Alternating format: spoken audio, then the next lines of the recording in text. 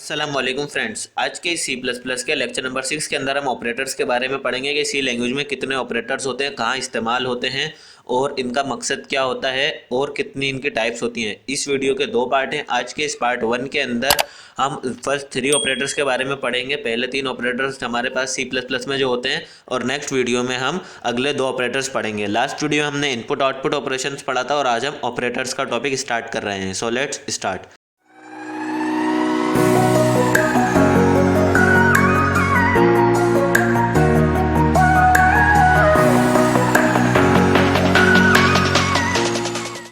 तो इधर हम सबसे पहले operators in C plus plus से पहले सिर्फ ये जानते हैं कि ऑपरेटर होते क्या हैं।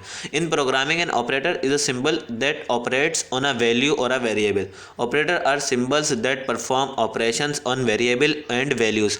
For example, plus is an operator for addition while minus is an operator for subtraction. इसके अंदर क्या है कि प्रोग्रामिंग के अंदर हमारे पास ऑपरेटर्स क्या होते हैं। ऑपरेटर्स एक सिंबल होता है। ऑपरेटर बताते खुद एक कुछ नहीं होता। ऑपरेटर सिर्फ एक सिंबल होता है। वो सिंबल क्या करता है, वो ऑपरेशन कराता है या ऑपरेट्स होता है किन के ऊपर, वैल्यूज़ के ऊपर या वेरिएबल के ऊपर। वेरिएबल वही होगा जिसके पास वैल्यू होगी, तो वैल्यू या वेरिएबल उसके ऊपर वो ऑपरेट होता है। Operators are symbol that perform operations on variables and values. इसके अंदर भी सेम यही बात है। For example, plus is operator use for addition. Just suppose हमारे पास जो वेरिएबल्स हैं ए और बी, उन दोनों के दरमियान जब समेशन होगी तो हम ये प्लस का ऑपरेटर लगाएंगे जो क्या कराएगा, एडिशन कराएगा, उन दोनों को ऐड कराएगा। और माइनस जो है वो इन्हें सब्ट्रैक्शन कराएगा। तो ऑपरेटर्स का बेसिक कॉन्सेप्ट यही होता है कि ये ऑपरेशन कराने के काम में आता है और जिनके ऊपर ऑपरेशन होता है वो ऑपरेंड कहलाते हैं। बीच में जो साइन लगा होता है, ये स्पेशल सिंबल जो होता है, plus minus division multiplication modulus जो भी होता है वो हमारा ऑपरेटर कहलाता है। उसके बाद हम operators in C plus plus के अंदर देखते हैं कि आज हम कौन कौन से टॉपिक पढ़ेंगे। तो आज हम ऑपरेटर्स, इसके अंदर types of operator in C plus plus और उसकी एग्जांपल्स देखेंगे। अब हम इधर ऑपरेटर्स हमने देख लिए। अब हम इसके बाद देखते हैं टाइप्स ऑफ ऑपरेटर के। ऑपरेटर तो हमने देख लिया, लेकिन ऑपरेटर की टाइप्स कितनी है। तो इसकी जो है वो 5 बेसिक टाइप्स हैं। Assignment operator, arithmetic operator, relational operator, logical operator, increment decrement operator. आज की वीडियो के अंदर हम असाइनमेंट, अर्थमेटिक और रिलेशनल ऑपरेटर पढ़ेंगे, जबकि इसके वीडियो के पार्ट 2 के अंदर हम लॉजिकल ऑपरेटर और इंक्रीमेंट डिक्रीमेंट ऑपरेटर पढ़ेंगे। तो इधर असाइनमेंट ऑपरेटर हमारे पास क्या है, an operator is use to assign values to variables is called assignment operator. There are 2 types of assignment operator. हमारे पास क्या होता है, असाइनमेंट ऑपरेटर क्या करता है, किसी भी वैल्यू को असाइन करने के काम में आता है। जैसे इसके नाम से ही जाहिर है असाइन, जैसे हमारे पास असाइन का मतलब होता है कुछ देना, यानी कि असाइनमेंट ऑपरेटर जो क्या करे, जो वैल्यूज़ को कुछ असाइन करे, कुछ वैल्यू असाइन करे या कुछ नंबर असाइन करे, कुछ भी असाइन करे, तो वो असाइनमेंट ऑपरेटर। जैसे A is equals to 10 is equals to हमारा क्या है, असाइनमेंट ऑपरेटर है। इसके अंदर 2 टाइप्स ऑफ असाइनमेंट ऑपरेटर होते हैं, basic assignment operator, compound assignment operator. Basic assignment operator हमारा इक्वल्स की साइन होती है, और जबकि कंपाउंड असाइनमेंट ऑपरेटर के साथ हमारे साथ इसके अंदर अर्थमेटिक ऑपरेटर भी आ जाता है, कोई plus minus is equals to. तो इस तरह से ये क्या हो जाता है, कंपाउंड असाइनमेंट ऑपरेटर हो जाता है। ये इनका सिंटेक्स भी लिखा हुआ है कि बेसिक असाइनमेंट ऑपरेटर क्या करता है, variable is equals to expression, जबकि कंपाउंड असाइनमेंट ऑपरेटर में हमारे पास होता है वेरिएबल फिर कोई अर्थमेटिक ऑपरेटर इक्वल्स टू फिर एक्सप्रेशन।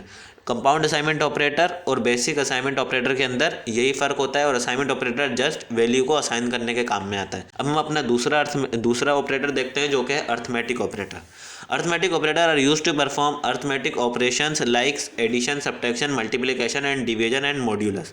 इसके अंदर मॉड्यूलस जो है ये आपको नई चीज़ मिलेगी, बाकी सारी सेम है। मॉड्यूलस को हम रिमाइंडर भी कहते हैं।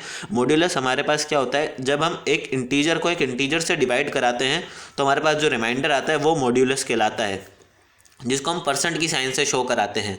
ये बेसिकली डिवीजन के लिए इस्तेमाल होता है प्रोग्राम के अंदर। अभी हो सकता है आपको इसका मॉड्यूलस का कॉन्सेप्ट क्लियर ना हो, लेकिन जब हम इसकी प्रोग्रामिंग प्रैक्टिस करेंगे तो आपको ये सब भी क्लियर हो जाएगा। तो अर्थमेटिक ऑपरेटर जो हमारे बेसिक अर्थमेटिक फंक्शंस करे वो arithmetic operator, addition, subtraction, multiplication, division. ये इनकी साइंस आप लाजमी याद रखिएगा कि मल्टीप्लिकेशन की साइन जो होती है वो आस्ट्रिक बोलते हैं इसे, और डिवीजन की साइन को हम ऐसे डिवाइड के सिंबल से या स्लैश से जाहिर करते हैं, जबकि मॉड्यूलस हमारे पास परसेंटेज के साइन से होता है। डिवीजन और मॉड्यूलस का ध्यान रखना है आपको, और मल्टीप्लिकेशन का भी ध्यान रखना है, क्योंकि एडिशन और सब्ट्रैक्शन की वही साइन है प्रोग्रामिंग के अंदर सी प्लस प्लस में जो हमारे पास डेली लाइफ में होती हैं, लेकिन मल्टीप्लिकेशन, डिवीजन और मॉड्यूलस की चेंज है। अब हम अपना रिलेशनल ऑपरेटर भी देख लेते हैं कि रिलेशनल ऑपरेटर क्या होता है। Relational operator are used to compare values of same data type. These are used where result is based on condition. Relational operator are used in programming for decision making. Relational operator क्या होता है, किसी भी दो values को compare कराने के लिए रिलेशनल ऑपरेटर होता है। असाइनमेंट ऑपरेटर और रिलेशनल ऑपरेटर में डिफरेंस ये है कि असाइनमेंट ऑपरेटर के अंदर एक इक्वल आता है, रिलेशनल में दो आते हैं। ये तो हो गया इनका ज़ाहिरी फ़र्क, लेकिन या फिजिकली डिफरेंस जिसे आप कह सकते हैं। लेकिन जो इनका लॉजिकली डिफरेंस है वो ये है कि असाइनमेंट ऑपरेटर वैल्यू असाइन करता है, जबकि रिलेशनल ऑपरेटर क्या करता है, वैल्यूज़ को कंपेयर करता है। ये बात आपको याद रखनी है कि रिलेशनल ऑपरेटर कंपेरिजन कराता है, जबकि असाइनमेंट ऑपरेटर क्या करता है, सिर्फ जस्ट वैल्यू असाइन करता है। उसके अंदर हम लिखेंगे a इज इक्वल्स टू 10, जबकि अगर हमें इधर कंपैरिजन करानी होगी तो a के पास पहले ही कोई वैल्यू होगी, उसका कंपैरिजन होगा। तो उसको हम कैसे लिखेंगे, a इक्वल्स टू 10 या 15, जो भी हमें कंपैरिजन कराना है।